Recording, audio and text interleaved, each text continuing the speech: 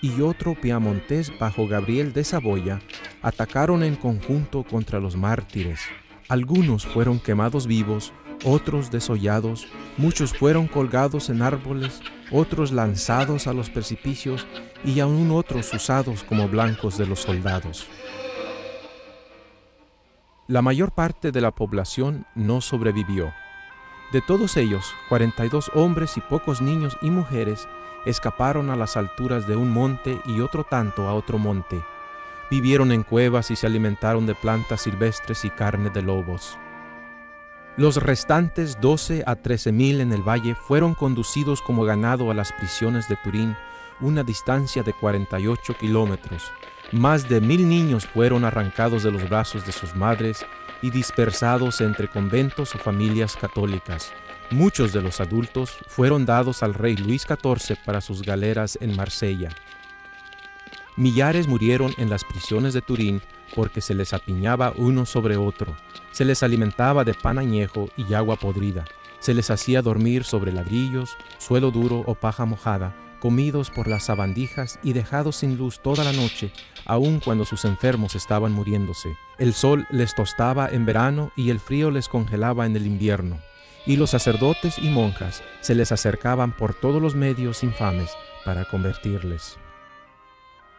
Al fin salió una orden lograda por las súplicas de los fieles suizos para poner en libertad a los sobrevivientes y enviárseles al otro lado de las montañas, a un refugio en Suiza.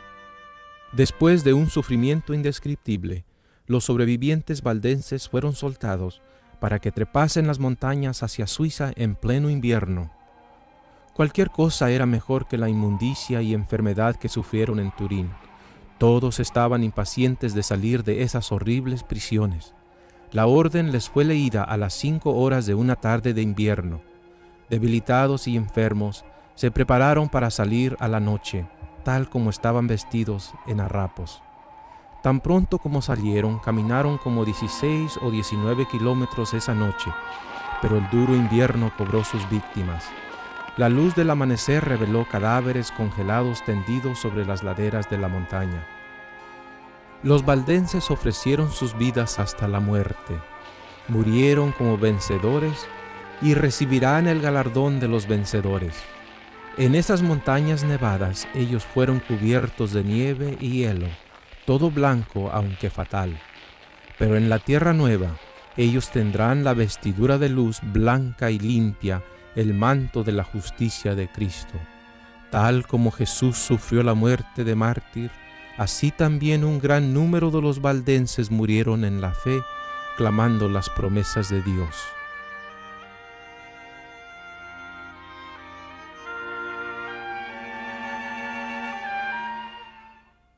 Cientos de ellos murieron debido a la exposición a temperaturas bajísimas, pobremente vestidos y en condiciones debilitadas. 3,000 de ellos llegaron a Suiza, pero eran como esqueletos andantes, cansados, con ampollas en los pies y hambrientos. Fueron recibidos piadosamente, con amor, admiración y generosidad. Inmediatamente recibieron zapatos y ropas abrigadas para protegerse del frío. Fueron llevados gozosamente a las casas de sus amigos.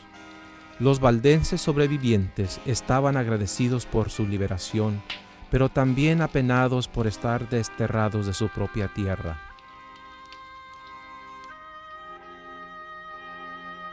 Estos son los que han venido procedentes de la gran tribulación, y han lavado sus ropas y las han emblanquecido en la sangre del Cordero.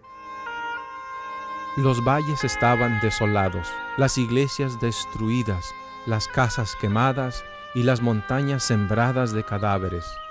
Por 3 años y medio, desde el 22 de abril de 1686 hasta 1689, no se leyó la Biblia en los valles del Piamonte, ni se entonaron salmos, ni oraciones de fe fueron elevadas a Dios, ni voz alguna prorrumpió en cánticos de alabanza y gozo.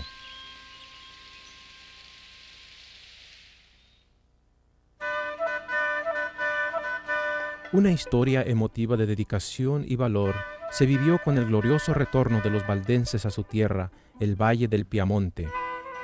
Enrique Arnaud, un pastor valdense que ministraba en el valle durante la persecución de 1686, a los 40 años de edad, guió como 900 hombres a través del lago de Léman.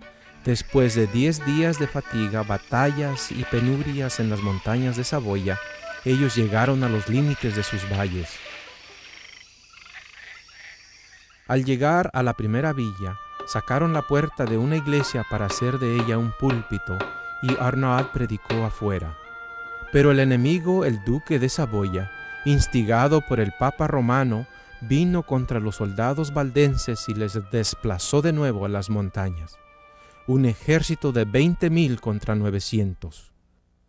Los soldados valdenses se defendieron en las montañas durante todo el invierno. Por la providencia de Dios, hallaron un sembradío de maíz sin cosechar, pero cubierto de nieve.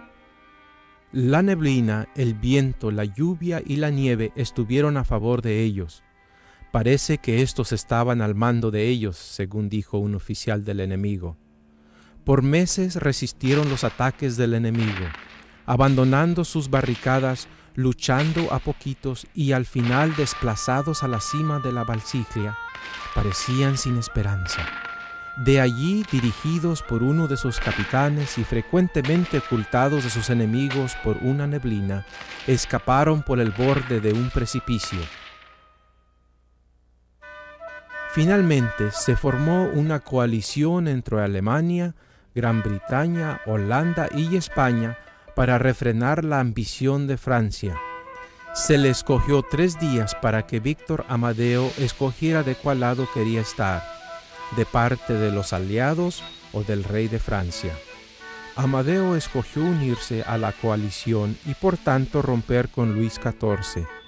En este caso, ¿a quién daría la bienvenida a los Alpes sino a los valdenses, un pueblo que había sido leal a su reino?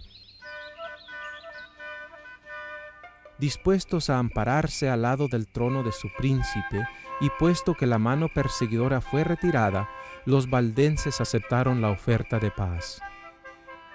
Sus villas y tierras les fueron restaurados. Sus iglesias fueron reabiertas para que adorasen los protestantes.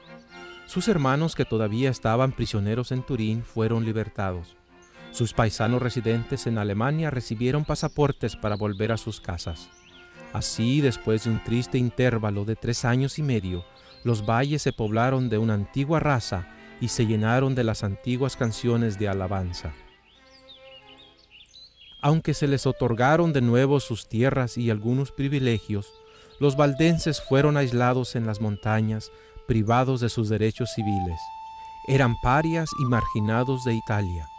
Un valdense no podía ejercer su profesión o tomar cursos regulares en las universidades de Italia o adorar de acuerdo a su fe fuera del valle. No fue sino hasta 1848 cuando finalmente se les dieron plenos derechos civiles y libertades. Los años de persecución y las negociaciones diplomáticas con el gobierno italiano cobraron su precio. Bastante de su antigua herencia apostólica se ha perdido. Muchas de sus creencias fueron sacrificadas. La dependencia total de la palabra de Dios se dio ante las tradiciones de los hombres, y el celo misionero por la pura y genuina verdad del Evangelio se perdió.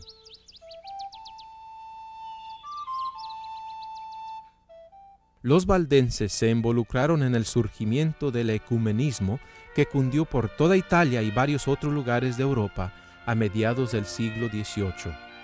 Justo cuando ocurría la celebración de unanimidad espontánea y del amor fraternal, todo el mundo vivía un despertar por la segunda venida de Cristo y un interés por los 10 mandamientos, especialmente el cuarto, el reposo del 7º día. Mientras el remanente de los valdenses deponía lo mejor que tenía, sacrificando la antigua fe de los apóstoles, Dios estaba levantando otro pueblo. Por medio del despertar del movimiento adventista, muchos se estaban uniendo para proclamar la segunda venida de Cristo y para continuar la ininterrumpida práctica del reposo, guardando el reposo del 7º día y honrando todos los mandamientos.